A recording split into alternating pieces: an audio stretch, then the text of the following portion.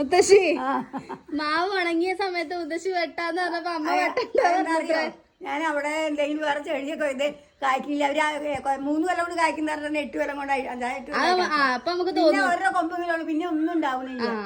അപ്പൊ അതുകൊണ്ട് അത് മാറ്റിട്ട് അവിടെ വേറെ ചിലവര് പറഞ്ഞു അമ്പലത്തിലത്തെ മാല അങ്ങനെ എന്തോ കൊണ്ടുവന്നിട്ടാ മതിന്ന്. അങ്ങനെ അമ്മാവൻ പോയിരുന്ന അമ്പലത്തിൽ ഞാൻ ഒരു ദിവസം ഒരു മാല കൊണ്ടുവരാൻ പറഞ്ഞു. ആ മാല പിന്നെ അതിനെ കൊണ്ടുപോയി ഇടിച്ചു. ആ മാല ഇട്ടുവിനെ കല്യാണം എന്താ ഉദ്ദേശം അറിയില്ല. ചിലവര് പറഞ്ഞു ഇങ്ങനെ മാങ്ങട്ട് അറിയാം. കല്യാണം കഴിഞ്ഞ മാതിരി മാലയാണ് ഇടിച്ചത്. ഈശ്വരന്റെ മാല കൊണ്ടുവന്നിട്ട് ഒരു ദിവസം അവിടുന്ന് ഇടിച്ചു.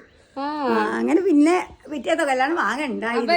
വേറെ ഉള്ളവരൊക്കെ ഇപ്പൊ ഈ വീഡിയോ കാണുന്ന ആൾക്കാരൊക്കെ കായ്ക്കാത്തതിന് അങ്ങനെ ചെയ്താൽ മതി ആരോ പറഞ്ഞു നോക്കിയേ. അപ്പൊ കായ്ക്കാത്ത മാവ് ഉണ്ടെങ്കിൽ അമ്പലത്തിത്തെ മാല അല്ലെ, ഭഗവാൻ ഇട്ട മാല. അത് നല്ലൊരു ഐഡിയ കേട്ടോ. അങ്ങനെ ട്രൈ ചെയ്ത് നോക്കൂ.